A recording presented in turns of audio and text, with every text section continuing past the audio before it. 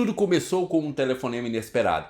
Do outro lado da linha, uma voz rouca, com muitos anos de sabedoria, hesita por um momento e então diz: "Tudo bem, creio que você deve levar esse projeto adiante, Win. Vou ajudá-lo." Foi assim que esta biografia, essa que está aqui nas minhas mãos, nasceu. Eugene Peterson, o homem por trás da versão A Mensagem da Bíblia, era mais do que um estudioso ou um pastor convencional. A sua vida foi uma história de dedicação às escrituras e ao pastoreio.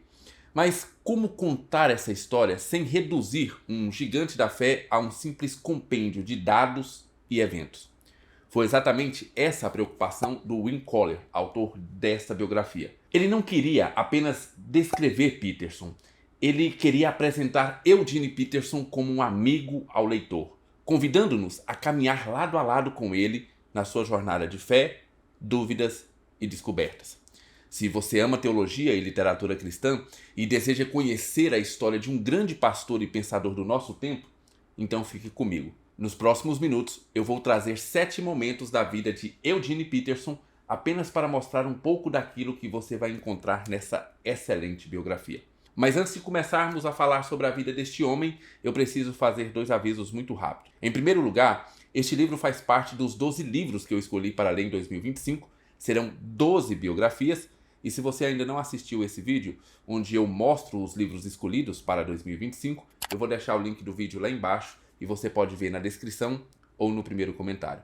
Em segundo lugar, e não menos importante, eu quero deixar claro que na primeira parte desse vídeo eu vou trazer apenas os pontos principais dessa biografia, sem emitir qualquer juízo de valor sobre concordar ou não com o que foi escrito pelo autor ou com o próprio Eugene Peterson. Eu vou procurar apenas ser fiel ao que foi relatado na obra. As minhas impressões, elogios, ressalvas ficarão para o final do vídeo. Então, se nessa primeira parte eu falar alguma coisa que pareça estranho e comentar como se fosse algo bom ou elogioso, saiba que eu estou apenas relatando como o assunto foi tratado na biografia e não, obrigatoriamente, concordando com o autor.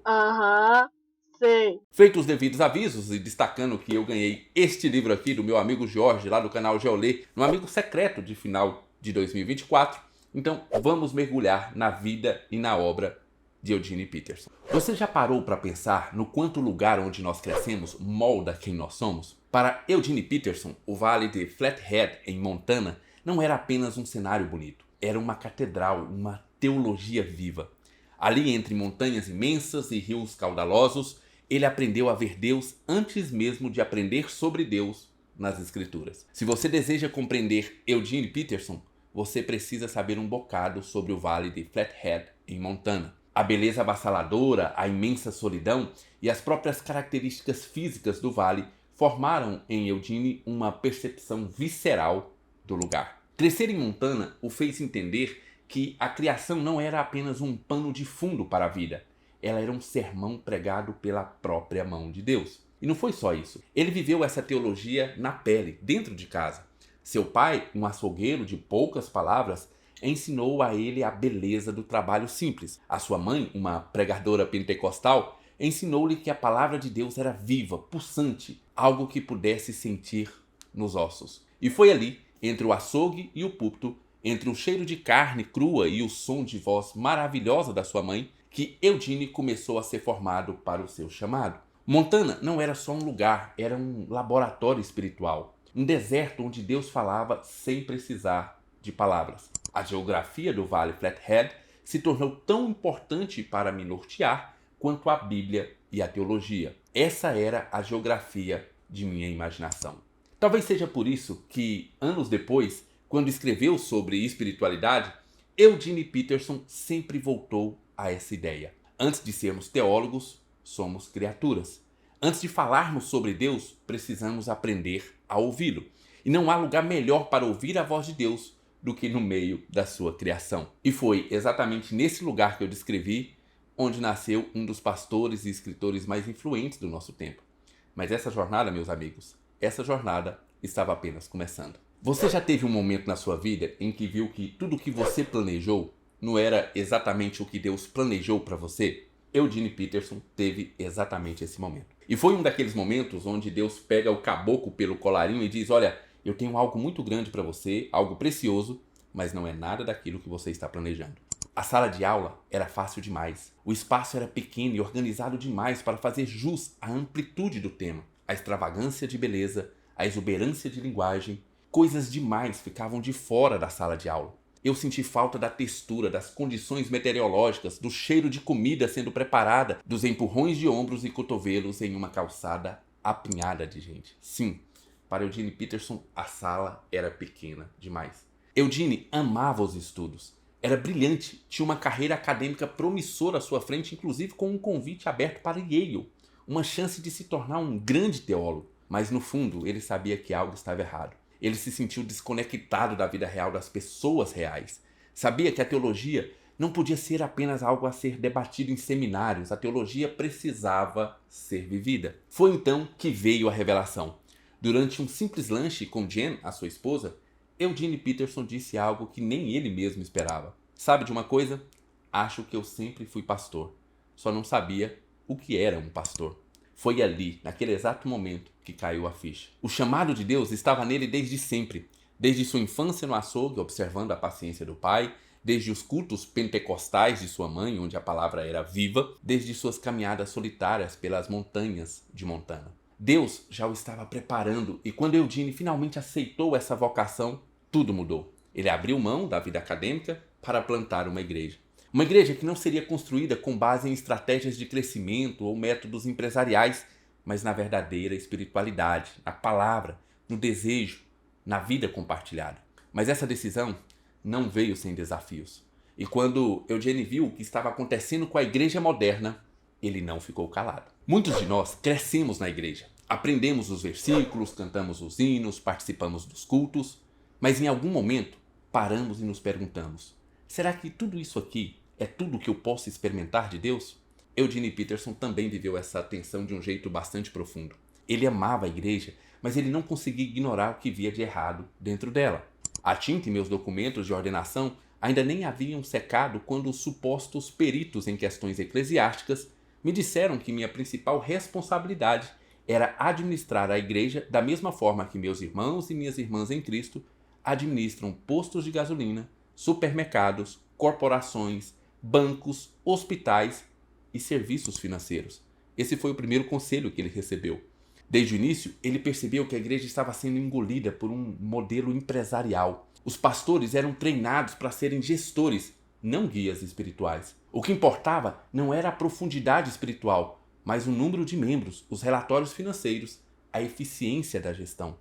E tudo isso ele já percebia há mais de 30 anos atrás. Estava assustado, não apenas porque sentia em suas entranhas que essa abordagem tirava Deus do centro, mas porque muitas dessas necessidades que as pessoas acreditavam ter eram, na verdade, destrutivas e desumanizadoras. Eram até mesmo antagônicas ao Evangelho de Jesus. E é aqui que a biografia de Eugene Peterson nos desafia. Para Eugene, a igreja deveria ser diferente. Ela não era um espetáculo, não era um mercado, mas um lugar de encontro com Deus. Não façais da casa de meu pai casa de venda. Ele queria uma igreja real, onde as pessoas poderiam ser quem são, sem precisar de máscaras espirituais, onde a inspiração fosse mais importante que a performance, onde o pastor era um guia e não um CEO. Mas essa luta não era só contra o sistema. Eugene também teve que lutar contra algo mais profundo, o perigo da solidão pastoral. E a forma como ele testou isso, devo dizer para vocês, foi surpreendente. Nos dias de hoje, parece que muitas igrejas são avaliadas como se fossem verdadeiras startups. Número de membros, engajamento, métricas de crescimento, pastores viraram CEOs e o evangelho é apenas mais um produto a ser vendido. Mas será que essa era a intenção de Cristo para a sua igreja? Eugene Peterson foi um dos primeiros a perceber essa perversão e ele não ficou calado. A promessa do fichário era sedutoramente simples. Se Eugene enfrentasse qualquer problema no trabalho de pastor, só precisava consultar o sumário e encontrar as instruções apropriadas, que iam desde como formar um comitê e organizar o calendário da igreja, até como administrar as finanças e implementar estratégias de evangelismo. Sim, meus amigos, para tudo o que ele precisasse, ele tinha um arquivo, um manual corporativo para fazer a igreja crescer como se o reino de Deus fosse uma franquia de fast food. Eugene começou a perceber que aquilo estava errado, que o evangelho não era sobre eficiência e produtividade, Mas como ele poderia provar isso? Bem, foi aí que ele resolveu fazer um teste radical. E acompanhe comigo porque você não vai acreditar no que ele fez. Ele começou a enviar relatórios mensais aos líderes da sua denominação, mas com um pequeno detalhe. Ele inventou as histórias mais absurdas para ver se alguém realmente se importava com a vida dele ou se estava preocupado apenas com os números. O próximo relatório de Eugene apresentava uma descrição sombria da sua depressão, uma depressão fictícia, cada vez mais profunda. Tive dificuldade de dormir, não conseguia orar. Explicava que a preparação dos sermões e as reuniões com os membros da igreja eram feitos em um piloto automático e que dava o mínimo de atenção possível aos seus deveres pastorais, sem disposição e sem alegria. Então, ele percebeu que isso não estava adiantando e foi além. No mês seguinte, desenvolvia um problema com bebida. Seu vício inventado estava fora de controle. De acordo com seu relatório, certo domingo, ao pregar, ele estava completamente bêbado, incoerente e incapaz de pronunciar as palavras devidamente. Todos foram muito compreensivos, mas um dos presbíteros teve de terminar o sermão. Preciso de tratamento. Como devo proceder? A igreja tem fundos disponíveis? Bem, ele estava tentando chamar a atenção dos seus líderes. Ainda assim, ninguém reagiu. Então, ele decidiu testar o limite. No próximo relatório, relatou que havia cogumelos psicodélicos misturados no pão da ceia. E que isso fez a frequência da igreja dobrar. E nem assim ele recebeu qualquer resposta. Foi quando ele descobriu que aqueles que deveriam ser os seus supervisores espirituais não estavam nem aí para ele como pastor ou como ser humano. As pessoas que me ordenaram e assumiram a responsabilidade pelo meu trabalho queriam apenas saber de relatórios financeiros, gráficos de frequências aos cultos e planejamento de programações. Não estavam interessados em mim, estavam interessados em meu trabalho. Não se importavam com a minha vocação. Bem, depois de falar tudo isso e não receber absolutamente nenhum feedback, eu também pensaria disso ou coisa pior. Isso revelou um problema gigantesco. Muitas igrejas estavam mais preocupadas com o crescimento institucional do que com a vida espiritual dos seus próprios pastores. E aqui está uma grande questão. Quando a igreja se torna uma empresa, ela começa a funcionar pelos princípios do mundo e não pelo evangelho. Pastores se esgotam tentando atingir metas inalcançáveis. O discipulado dá lugar a eventos e campanhas de marketing. A profundidade espiritual é sacrificada pelo crescimento numérico. Mas Eugene Peterson nos lembra de algo essencial. A igreja nunca foi chamada para ser eficiente. Ela foi chamada para ser fiel. Entretanto, se a igreja não deveria funcionar como uma empresa, então como deveria ser uma verdadeira igreja? Para Eugene, a resposta foi obtida na simplicidade radical do entusiasmo e do cuidado pastoral. E se tem uma marca de Eugene Peterson que nós podemos perceber dentro desse livro, é justamente isso. Uma proximidade com as suas ovelhas, como ele gostava de cuidar das suas ovelhas. Veja só, pessoal, nos 2 próximos tópicos eu falarei sobre a Bíblia, a mensagem. E eu gostaria de reforçar que nesse momento eu vou apenas expor o que o autor Win Collar trouxe no livro, o que não são poucos elogios. Porém, essas afirmações não refletem as minhas opiniões sobre a tradução da Bíblia, a mensagem. No momento oportuno eu posso até trazer um vídeo com as minhas opiniões sobre essa Bíblia. Mas apenas para deixar registrado, eu devo dizer que eu gosto bastante de ler essa versão no meu devocional e eu acredito que ela é uma boa ferramenta para iniciantes na fé. Mas eu não utilizo essa Bíblia para estudos bíblicos ou teológicos e eu acredito que a sua leitura deva ser sempre acompanhada de uma tradução tradicional, tá bom? Então, em um momento oportuno eu posso trazer as minhas opiniões sobre essa Bíblia, mas aqui eu vou trazer apenas o que o Win Collar trouxe a respeito da tradução da Bíblia, a mensagem. Simbora. Ler a Bíblia pode ser um desafio. Às vezes, os textos parecem distantes, cheios de expressões que não fazem mais parte do nosso dia a dia. Mas e se alguém conseguisse traduzir as Escrituras de uma forma que capturasse a beleza, a força e a essência do texto original, sem perder a sua profundidade espiritual? Foi exatamente isso que Eugene Peterson fez com a Bíblia, a mensagem, uma das traduções mais ousadas e transformadoras da Bíblia moderna. Mas como foi que surgiu essa ideia? Como foi que ele teve a ideia de traduzir a Bíblia dessa forma? Acredite ou não, tudo começou com um problema pastoral. Eugene percebeu que a sua congregação estava lendo a Bíblia sem vida. As palavras não os impactavam mais. Gálatas era eletrizante, mas os alunos expressavam a mesma empolgação que reservavam para as visitas ao dentista. Então, ele decidiu fazer algo novo. Reescrever a carta de Paulo aos Gálatas em uma linguagem que os seus membros realmente entendessem. No primeiro domingo em que ele distribuiu o texto traduzido, os alunos se concentraram. A discussão se acendeu. Haviam descoberto algo. Isso acendeu um fogo em Eugene Peterson. Ele entendeu que a Bíblia não foi escrita para ser um texto de museu, mas sim um livro vivo, para ser lido e principalmente experimentado. Então, ele começou uma jornada de anos, recriando cada livro da Bíblia com um cuidado impressionante. Mas não se engane, ele não estava simplificando a Bíblia para deixá-la, talvez assim, mais fácil. O seu compromisso com o texto original era profundo. Ele usava os idiomas originais, hebraico e grego, para garantir que a tradução não perdesse a força das palavras de Deus. O texto precisava respirar, mover-se de uma forma de existência para outra forma nova e fazê-lo com fidelidade. Era relacional. O objetivo era um novo encontro espiritual, semelhante ao que os primeiros leitores haviam experimentado. Eugene se dedicou a cada versículo como um poeta, um teólogo e um pastor. Ele traduzia não apenas palavras, mas emoções, nuances culturais e a alma do texto bíblico. Por isso, a mensagem não é apenas uma tradução, mas uma experiência. E o impacto foi enorme. Pessoas que nunca entenderam a Bíblia começaram a ler a Bíblia com paixão. Pastores passaram a usá-la para pregar com mais clareza. Até mesmo estudiosos que inicialmente duvidaram começaram a considerar o valor desta obra.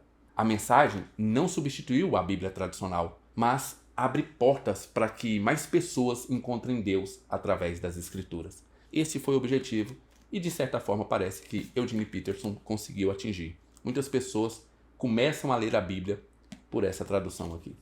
Fazer algo novo sempre traz desafios. Mas e quando esse algo novo é uma tradução da Bíblia? Quando Eugene Peterson lançou a Bíblia, a mensagem, ele não imaginava a tempestade que viria. Para muitos, ele não era apenas um pastor e teólogo apaixonado pela palavra. Ele era um traidor das Escrituras, um perturbador da fé. Mas será que essas críticas eram justas? Ele sabia que não agradaria a todos, mas a sua preocupação nunca foi com o acessível, e sim com a fidelidade ao que a Bíblia realmente dizia. O principal ataque contra a Bíblia, a mensagem, foi a acusação de que Peterson havia transformado a Bíblia em uma versão diluída, desprovida de sua força e precisão teológica. Alguns diziam que sua tradução era mais uma paráfrase do que uma versão legítima da Bíblia. Grupos conservadores questionavam se o texto ainda era fiel à palavra de Deus ou se tinha se tornado apenas uma interpretação pessoal de Eugene Peterson.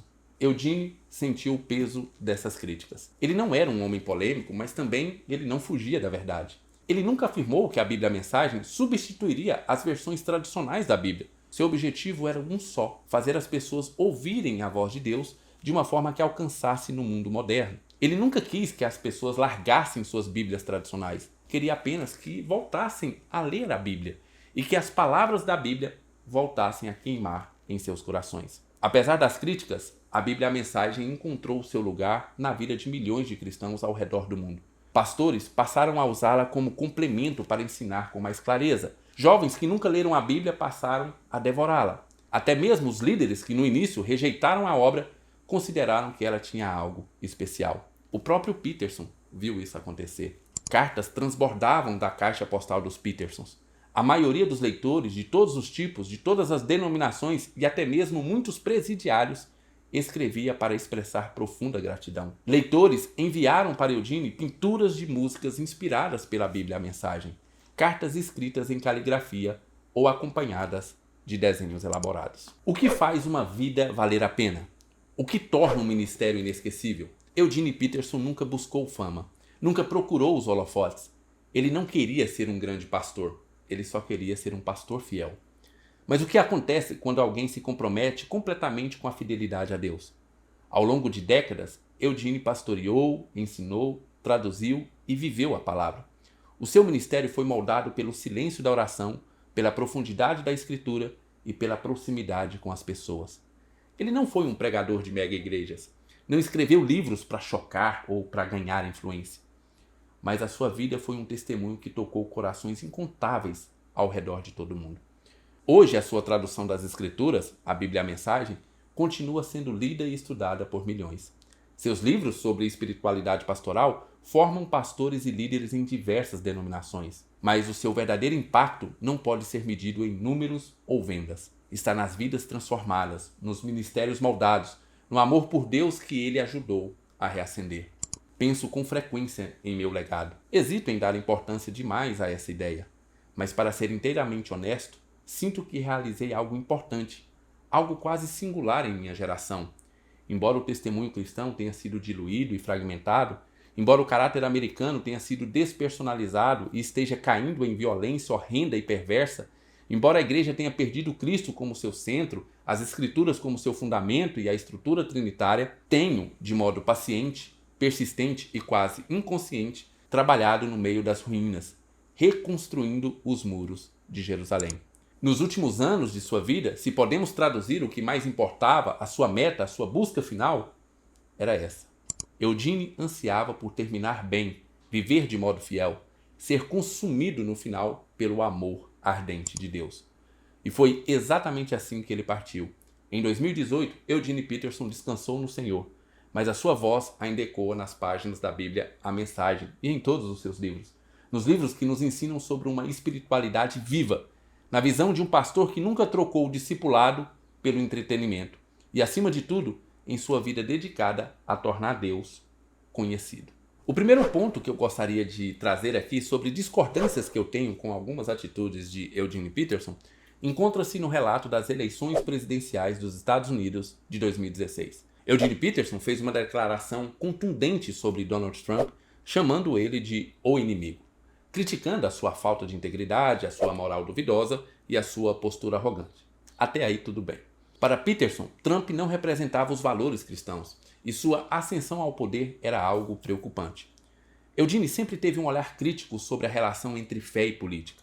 Para ele, o evangelicalismo norte-americano estava cada vez mais atrelado ao poder e à influência, perdendo a sua identidade nesse caminho.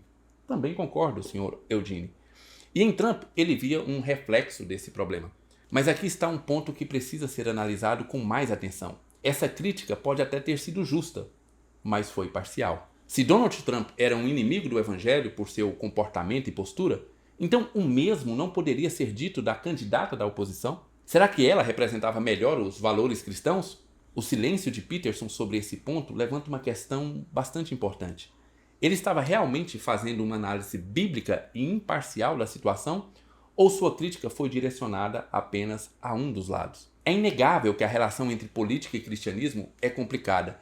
Nenhum candidato, seja ele Trump ou qualquer outro, representa plenamente os valores do reino de Deus. Mas quando uma crítica atinge apenas um dos lados do espectro político, corremos o risco de cair no mesmo erro que normalmente condenamos: a parcialidade. Entre as várias polêmicas que cercam Eugene Peterson, uma das mais preocupantes é a sua orientação para o universalismo. A ideia de que, no final, todas as pessoas serão salvas. Embora ele não tenha declarado essa posição de forma absoluta, a sua teologia parece ter flertado perigosamente com essa perspectiva. E isso, meus amigos, não é algo pequeno ou irrelevante. Trata-se de um ensino que pode levar muitas pessoas à perdição eterna. Peterson chegou a afirmar que os seus instintos eram universalistas, mencionando que a tônica das escrituras parecia tender especificamente nessa direção. No entanto, isso ignora por completo as passagens claras da Bíblia que ensinam sobre o juízo eterno. Jesus, por exemplo, descreve a separação final entre salvos e condenados com uma clareza irrefutável. E irão estes para o tormento eterno, mas os justos para a vida eterna. Os ímpios serão lançados no inferno, e todas as nações que se esquecem de Deus. Os que não foram encontrados inscritos no livro da vida foram lançados no lago de fogo. Ou seja, a Bíblia não apenas fala do juízo eterno, como o coloca em termos inequívocos. Não tem como você interpretar de outra forma. A tentativa de suavizar essa realidade ou torná-la mais aceitável aos olhos humanos não vem da fidelidade à palavra de Deus, mas de um desejo de acomodação da mensagem para que ela pareça mais palatável. Agora, se por um lado Eugene Peterson pareceu flertar abertamente com o universalismo, a sua posição declarada era o aniquilacionismo, a crença de que os ímpios não sofrerão eternamente, mas serão completamente destruídos. E vamos ser bastante sinceros, isso não melhora muito a questão.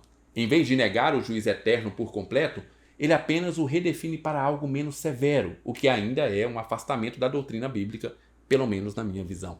E aqui está, talvez, o calcanhar de Aquiles de Eugene Peterson. A sua teologia era frequentemente moldada por sua sensibilidade pastoral mais do que por uma obediência inabalável às Escrituras. Ele parecia ter medo de que a dureza do juízo divino ofuscasse a graça de Deus. Mas a graça de Deus não precisa ser ajustada para ser verdadeira. A palavra de Deus já demonstra a graça e o amor de Deus na forma perfeita, mesmo quando não conseguimos compreender plenamente os castigos e as punições que ela descreve. O perigo aqui, meus irmãos, é claro. Quando começamos a moldar nossa visão teológica mais pela compaixão humana do que pela revelação divina, acabamos diluindo a verdade. E quando se trata de algo tão sério quanto o destino eterno das almas, qualquer desvio da verdade não é apenas um erro acadêmico, é um risco de vida ou de morte eterna. O meu último ponto de discordância é claro que será a respeito do posicionamento de Eugene Peterson sobre o casamento entre pessoas do mesmo sexo. No livro, é visível que desde os seus anos como pastor, Eugene Peterson demonstrava preocupação com a forma como a igreja tratava pessoas homossexuais. Para ele, a comunidade LGBTQIA+, era muitas vezes alvo de hostilidade, rejeição e até zombaria por parte dos evangélicos. E de fato, eu concordo que a igreja precisa aprender a lidar com essas pessoas com mais amor e com mais dignidade. Mas isso não quer dizer que eu não vejo o grave problema da posição adotada por Eugene Peterson nessa questão. O problema começa quando ele, com a sua preocupação pastoral, abre mão de uma posição firme sobre o que a Bíblia ensina. Ele chegou a relatar que tinha vários casais do mesmo sexo na sua congregação e os descreveu como cristãos devotos e fiéis ao seu parceiro, o que levanta uma questão interessante. Ser fiel a um parceiro do mesmo sexo significa ser fiel a Deus? Quando em 2017, na entrevista para a Religion News Service, Eugene Peterson respondeu sim quando foi perguntado se realizaria o casamento de um casal cristão gay, essa simples resposta gerou um verdadeiro terremoto no meio evangélico. Muitos o acusaram de trair a fé, de ceder à pressão cultural e de comprometer os valores do reino de Deus, o que eu concordo. Poucos dias depois, diante da repercussão negativa, Eugene Peterson se retratou. Ele afirmou o seguinte: desejo esclarecer que apoio o conceito bíblico de casamento, um homem com uma mulher. Apoio o conceito bíblico de todas as coisas.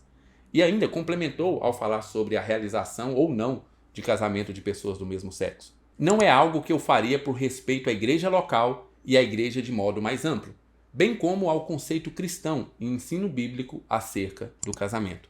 Mas veja, o estrago já estava feito. Seus críticos alegaram que a sua retratação foi forçada, que ele estava apenas tentando acalmar a controvérsia. É verdade. Quer dizer, às vezes não. Por outro lado, aqueles que haviam aplaudido a sua resposta na entrevista se sentiram traídos. A confusão foi tanta que, no final das contas, ninguém sabia ao certo onde Eugene realmente se posicionava. A incerteza aumentou ainda mais quando cartas privadas revelaram que, caso um dos seus filhos pedisse para que ele realizasse um casamento homoafetivo, ele provavelmente aceitaria. Isso, com toda certeza, foi uma grande concessão e um erro gravíssimo de Eugene Peterson. Este fato mostra que, apesar de dizer que se mantinha fiel à teologia tradicional, nesse ponto ele considerava a realidade pastoral superior ao seu comprometimento com a verdade da palavra de Deus. Eu devo dizer com tristeza que esse foi o ponto mais lamentável da vida desse pastor. Mas aqui está algo que ficou claro para mim ao ler essa biografia. Grandes homens de Deus são apenas homens. Homens pecadores, falhos e limitados. Mas, graças a Deus, eles servem a um Deus que é perfeito, santo e imutável. E é por isso que não podemos nos apoiar em líderes humanos, por mais brilhantes que eles sejam. Nossa fé deve estar firmada na palavra de Deus e não na admiração que nós temos por esses homens. A igreja precisa sim aprender a amar mais, mas nunca à custa da verdade. O reino de Deus não negocia seus valores e o casamento sempre será uma aliança entre um homem e uma mulher. Olha só, pessoal, para ser bem sincero com vocês, eu não esperava muito desse livro aqui. Não porque eu sabia que ele era um livro ruim, mas porque eu nunca fui um grande conhecedor de Eugene Peterson. E para ser bem honesto com vocês, antes de ler essa biografia aqui, eu nunca tinha lido nenhum outro livro do Eugene Peterson. Os meus conhecimentos antes desse livro era que ele basicamente foi o homem que traduziu a Bíblia à mensagem. Era tudo o que eu sabia do Eugene Peterson. Mas então, logo no primeiro capítulo, o Win Collar me pegou de jeito. A sua escrita é envolvente, fluida, quase como se ele estivesse sentado do seu lado, contando sobre um velho amigo. Ele não apenas narra os acontecimentos da vida do Eugene, mas faz com que você sinta que você está conhecendo o próprio Eugene Peterson ao longo das páginas. E foi aí que veio uma grata surpresa. Eu não apenas gostei do livro, eu fui fisgado por ele. É uma leitura agradável, bem construída e que faz com que até mesmo quem nunca se interessou muito pela história de Eugene Peterson se veja envolvido, querendo saber mais. É o tipo de biografia que não pesa, não cansa, mas te convida a continuar virando cada uma dessas páginas. Outro ponto que me conquistou nessa biografia foi o fato do autor ser um admirador de Eugene Peterson. Eu sei que isso pode trazer algum risco. Quando o autor tem um carinho especial pelo biografado, existe a possibilidade de minimizar os defeitos e exagerar nas qualidades. Mas, sinceramente, eu prefiro correr esse risco do que ler uma biografia fria, técnica e sem alma. Afinal, ninguém quer ler um livro que apresente um relatório de escritório cheio de dados e fatos soltos a respeito da vida de alguém. Sabe? Algo sem vida. Biografias são mais do que um monte de informações. Elas precisam capturar a essência da pessoa que está sendo retratada. E é exatamente isso que acontece nesse livro. O tom apaixonante do autor faz com que essa biografia seja viva, envolvente e profundamente humana. Não é apenas um apanhado de acontecimentos sobre a vida de Eugene Peterson, mas uma instigante jornada nas suas dúvidas, na sua fé, nas suas escolhas e até mesmo nos seus erros. Foi o tipo de livro que eu simplesmente não queria parar de ler. Daqueles que você se pega dizendo, só mais um capítulo. E quando você vê, já passou horas imersos na leitura. Se o objetivo era transmitir quem Eugene Peterson realmente foi, o autor, o Win Collar, acertou em cheio. Ele me apresentou verdadeiramente Eugene Peterson. Por fim, se tem uma coisa que essa biografia transmite é a sensação de completude. Claro que eu não posso afirmar com certeza absoluta que tudo que Eugene Peterson viveu, aprendeu, está aqui. Afinal, eu não conheço cada detalhe da vida dele para apontar qualquer coisa que poderia ter ficado fora dessa biografia. Mas ao terminar a leitura desse livro, eu tive aquela certeza de que havia lido algo definitivo, que percorreria toda a jornada desde a chegada dos seus avós aos Estados Unidos até a sua morte. Mas o mais impressionante não é apenas a quantidade de informações, e sim a forma como tudo é contado. Porque não é apenas uma biografia sobre um pastor, um acadêmico ou um escritor, mas sobre um ser real, um ser humano. Alguém que ao longo das páginas deixa de ser apenas um nome e passa a ser um amigo do leitor. Várias vezes, enquanto eu lia, eu me peguei imaginando estar ao lado do Eugene Peterson, ouvindo as suas histórias, compartilhando suas dúvidas, refletindo sobre os seus dilemas e principalmente aprendendo no silêncio. Aquele silêncio enigmático que tantas pessoas ao seu redor dizem ter sido um dos seus maiores legados. E como o silêncio fez parte da vida do Eugene Peterson. É por isso que eu digo, esse livro aqui merece estar na sua lista de leituras desse ano. Se você quiser mais do que apenas informações sobre esse pastor, se quiser conhecer realmente Eugene Peterson, essa biografia aqui é leitura obrigatória. Muito bem, pessoal, então esse foi o vídeo de hoje, a resenha de Fogo em Meus Ossos, Win Collar, a biografia de Eugene Peterson, publicado pela editora Mundo Cristão. E eu devo dizer o seguinte, olha, nem de longe Eugene Peterson foi uma das pessoas mais extraordinárias que eu conheci lendo biografia. Mas eu posso dizer que essa biografia foi uma das melhores que eu já li. Então, talvez o personagem não seja tão interessante quanto você gostaria que ele fosse. Mas a forma como o Win Collar fez essa biografia, sinceramente, transformou ela em uma das melhores biografias que eu já li na minha vida. Então, vale muito a pena você ler esse livro, ok? Se você gostou desse vídeo, você já sabe o que fazer. Deixe o seu joinha, inscreva-se no canal, deixe lá o seu comentário se você já leu essa biografia ou se você pretende ler. Coloque também a indicação de alguma biografia que você gostaria de ver aqui no nosso canal, ok? Fiquem com Deus, um grande abraço e lembre-se sempre, sola Escritura.